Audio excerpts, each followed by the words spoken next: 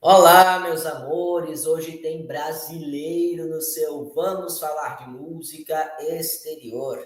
Estou me referindo a ele, ao importantíssimo maestro e compositor Antônio Carlos Gomes, que nasceu aqui pertinho em Campinas, foi para a Itália e fez imenso sucesso em toda a Europa, principalmente com sua ópera, que é tema do nosso programa de hoje.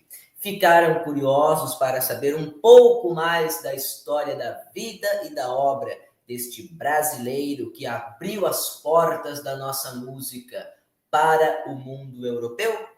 Então, venham comigo. Senta que lá vem a história. Antônio Carlos Gomes, ou simplesmente Carlos Gomes, como é mais conhecido, nasceu no dia 11 de julho de 1836. Como eu já disse, aqui do lado, na cidade de Campinas. Seu pai era professor de música e regente da banda marcial da cidade, onde Carlinhos Gomes começou a tocar com a idade de 10 anos. Mais tarde, aos seus 15 anos, em 1851, Carlos Gomes mudou-se com seu irmão José Pedro de Santana Gomes para a cidade de São Paulo, capital, onde passariam a viver de pequenas apresentações musicais em teatros de pequeno porte e também da venda de partituras das próprias composições de Carlos Gomes, que já desde essa época estava na ativa. Uma de suas composições mais famosas dessa fase ainda brasileira, né? Quando ele ainda não havia viajado para o exterior, uma de suas composições mais famosas dessa primeira fase é a modinha Quem Sabe, que foi composta no ano de 1859, portanto, quando o compositor contava seus 23 anos. Nesse mesmo ano, a modinha recebeu letra com os versos do poeta Bittencourt Sampaio e tornou-se ainda mais conhecida, imortalizando-se na nossa memória musical brasileira. Essa música é aquela que diz assim, né? Tão longe de mim distante, onde irá meu pensamento? Longe de mim distante, onde irá meu pensamento? Tem até uma cena da minissérie Chiquinha Gonzaga em que o Carlos Gomes, que na série é interpretado pelo brilhante Paulo Betti, o Carlos Gomes volta para o Brasil para fazer uma visita e decide prestigiar a música da compositora numa noite em que ela vai se apresentar com seu conjunto na Confeitaria Castelo. E quando Carlos Gomes chega à confeitaria, todos que estão ali presentes o recebem cantando os versos dessa modinha. Quem sabe, né? Tão longe de mim distante. É muito bonito. É uma cena muito emocionante, principalmente porque uma das personagens, que é interpretada pelo saudoso Flávio Migliaccio, né? Ele interpreta um acendedor de lampiões chamado Vagalume, que com o tempo vai ficando cego devido à doença da catarata, né? E mesmo praticamente cego, sem enxergar a quase nada, ele consegue ver a chegada de Carlos Gomes à confeitaria devido a esse poder que a música tem. Então é uma cena muito comovente, muito impactante, que ficou na minha mente e agora, inclusive, eu consigo visualizá-la assim. E agora eu tenho que pedir desculpas para vocês. Eu preciso pedir 1000 desculpas, mesmo que isso não seja suficiente, porque eu adoraria ter falado sobre essa canção Quem Sabe, do Carlos Gomes, lá no Vamos Falar de Música Brasil, mas passou em branco. Eu esqueci, confesso para vocês que foi exatamente isso que aconteceu. por isso que eu não consegui falar, né? Eu sigo a ordem cronológica, vocês devem ter percebido, e quando eu me lembrei dessa música, quem sabe, eu fui verificar a data da composição e era antes de todas as outras que eu já tinha falado, né? Antes mesmo do nosso primeiro episódio, que abriu com Atraente, da Chiquinha Gonzaga, vocês lembram? Atraente é de 1877, quem sabe é de 1859. Então, já não dava mais para falar, já tinha ido o tempo. Eu sinto muito por esse lapso da minha parte, mas pelo menos eu estou tendo a oportunidade de falar um pouquinho dessa música agora aqui com vocês, né? Eu sei que não é a mesma coisa, mas paciência, paciência.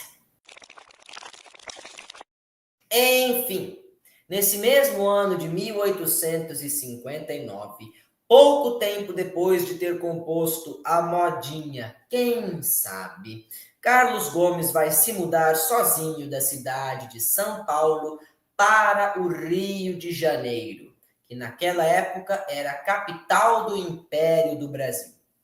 Lá ele passa a estudar no Conservatório de Música do Rio, onde num certo dia seu professor lhe pede que componha uma cantata para ser tocada diante da figura do próprio imperador Dom Pedro II. Senhoras e senhores, Carlos Gomes irá compor essa cantata. E essa cantata será tocada diante de Dom Pedro II. E Dom Pedro II irá se apaixonar pela música de Antônio Carlos Gomes. E é aí, minha gente, devido a essa grande amizade que vai nascer entre o compositor e o imperador, que a carreira do nosso pequeno campinense começa de fato a deslanchar. No ano de 1861, Carlos Gomes é nomeado maestro oficial da Orquestra da Ópera Nacional do Rio de Janeiro.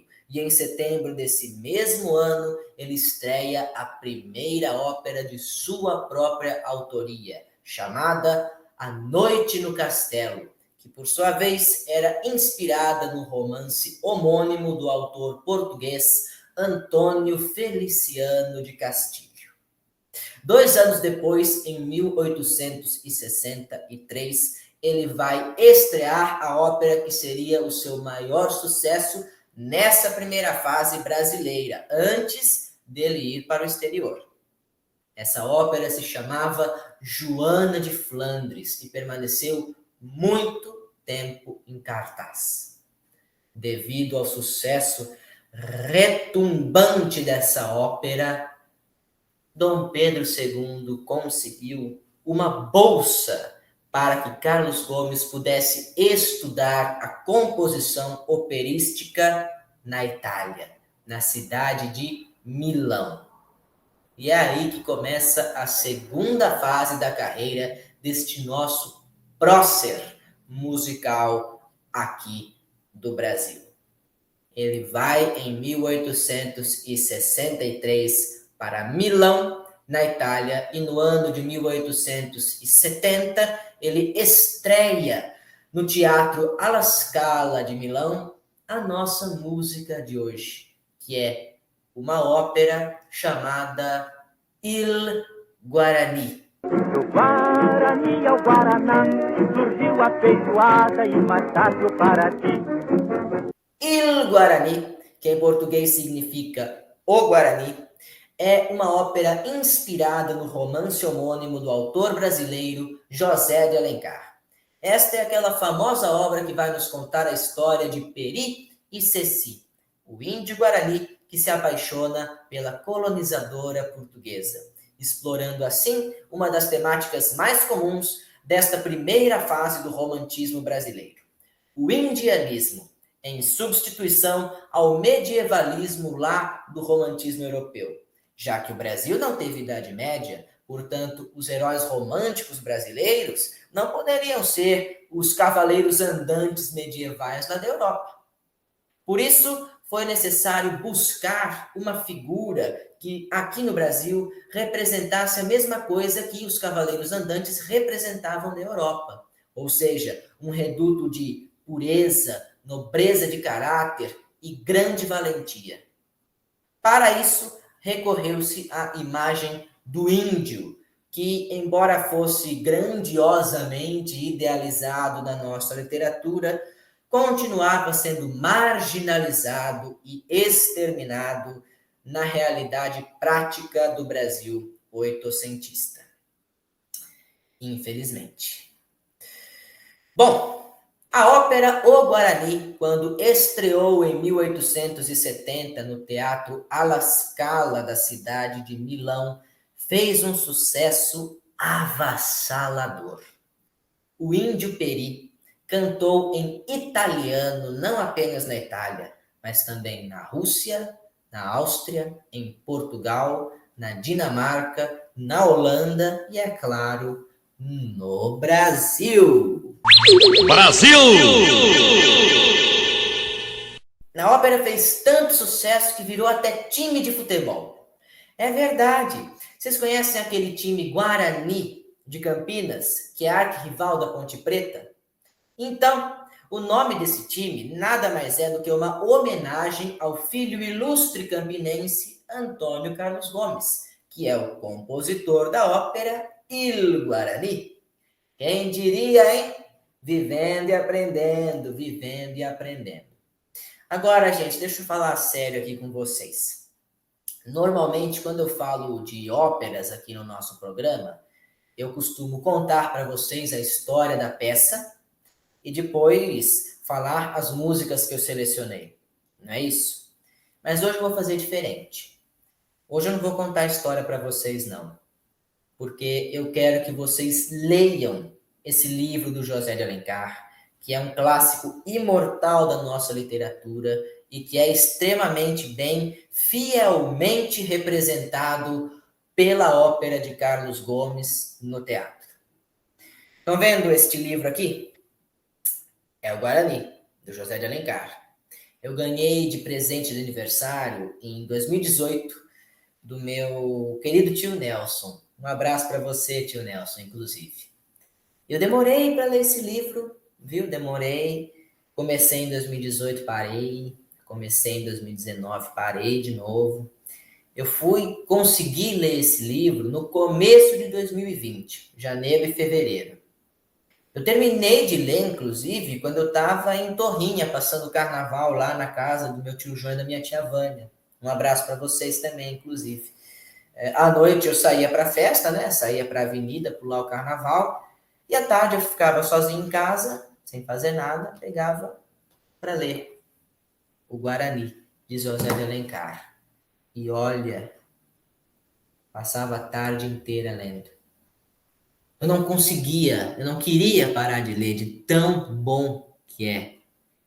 Gente, leiam, vocês não vão se arrepender. É uma das coisas mais lindas que eu já li em toda a minha vida. Vão por mim. Por isso não vou contar a história da ópera para vocês, não. Porque daí eu conto, vocês vão falar, Emílio já contou, já sei a história, não preciso ler. Não é assim não, não é assim não. Leiam, gente.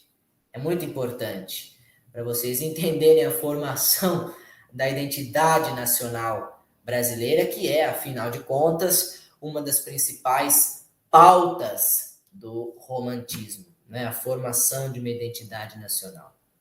Então, por favor, façam isso que eu estou pedindo.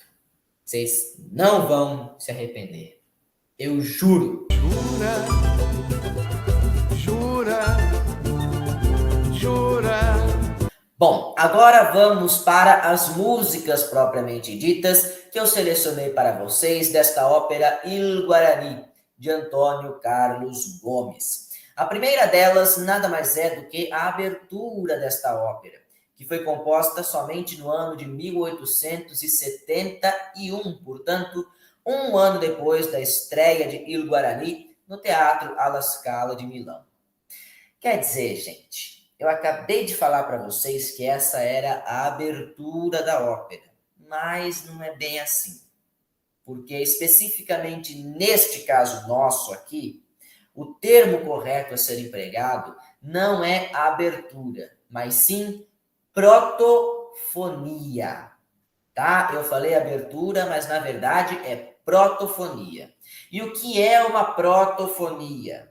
Este é o nome que se dá quando peças musicais de caráter introdutório, como por exemplo, aberturas, prelúdios, etc. Então, quando essas peças musicais de caráter introdutório, elas reúnem uma série de elementos musicais, ou seja, uma série de temas que vão se desenvolver ao longo da obra que elas introduzem. Entenderam?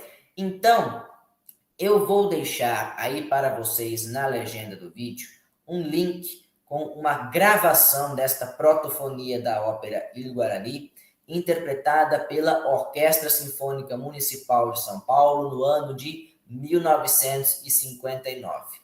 E o primeiro tema musical que vocês vão ouvir assim que vocês clicarem para reproduzir o vídeo é o chamado Tema dos Selvagens.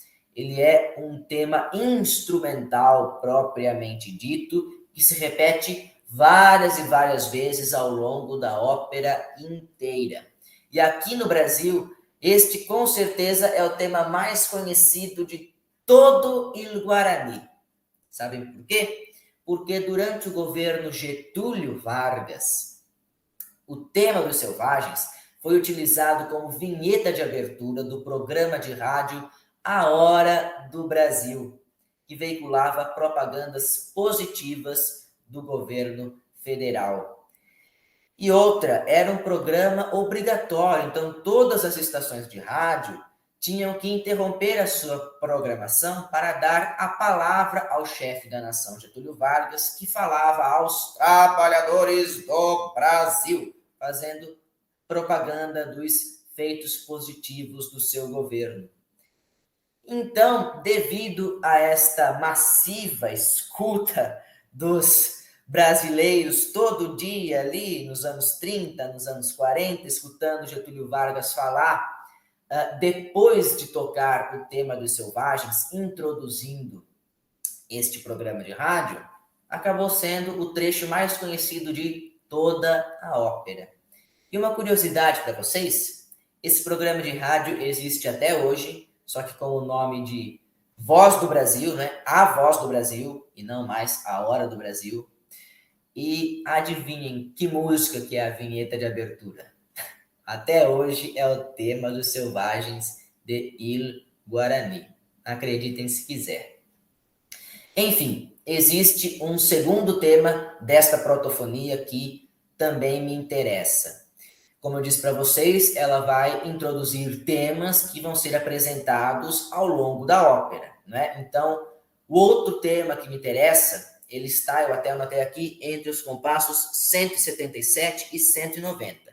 Mas nesse vídeo que eu postei para vocês, ele se localiza a partir do tempo de 5 minutos e 10 segundos. Se vocês quiserem já adiantar aí para vocês. Este é um tema que vai introduzir o dueto entre as personagens Peri e Ceci no primeiro ato. E este dueto se chama Sento una forza indomita. Ou seja, sinto uma força indomável. Que força é essa? É o amor que o índio Peri sente pela branca Cecília. Porque é neste dueto justamente que ele vai declarar para ela o seu amor. Eu vou deixar também, então, aí na legenda do vídeo para vocês, esse dueto em si, né? Não mais na protofonia, mas o dueto em si, cantado, também numa interpretação da Orquestra Sinfônica Municipal de São Paulo, no ano de 1959. Só que, gente, não é nem esse dueto inteiro que me interessa, sabe? É somente o trecho a partir de 2 minutos e 40 segundos. Eu também anotei aqui, se vocês quiserem adiantar para vocês aí em casa. Então, sabe por que que esse trecho me interessa, especificamente esse trecho, separado do dueto inteiro? Porque no ano de 1936, o compositor Príncipe Pretinho vai criar uma marchinha de carnaval inspirada nesse trecho aí do dueto Sento una forza indomita. E a marchinha vai se chamar Ceci e Peri. Essa marchinha vai ser gravada em 1937 e vai fazer muito sucesso no Carnaval de 1937, na voz da dupla Branco e Preto, que era formada por Erivelto Martins e por seu parceiro Nilo Chagas, e também pela futura esposa de Erivelto Martins, Adalva de Oliveira. Então, nesse primeiro momento, o disco foi lançado como Dupla Preto e Branco e Dalva de Oliveira. Mas depois esses três se uniriam para formar o Trio de Ouro, que também vai fazer muito sucesso, principalmente nos anos 40. Eu vou deixar também na legenda do vídeo essa marchinha para vocês. Ouçam a marchinha e ouçam o trecho que eu indiquei do dueto Sento una forza indomita. Vocês vão perceber que é muito parecido o refrão da marchinha e esse trecho do dueto. Tá bom? Chega, falei demais. Vamos ficando por aqui. Um abraço no coração de vocês, beijos na alma e lembranças do Emílio.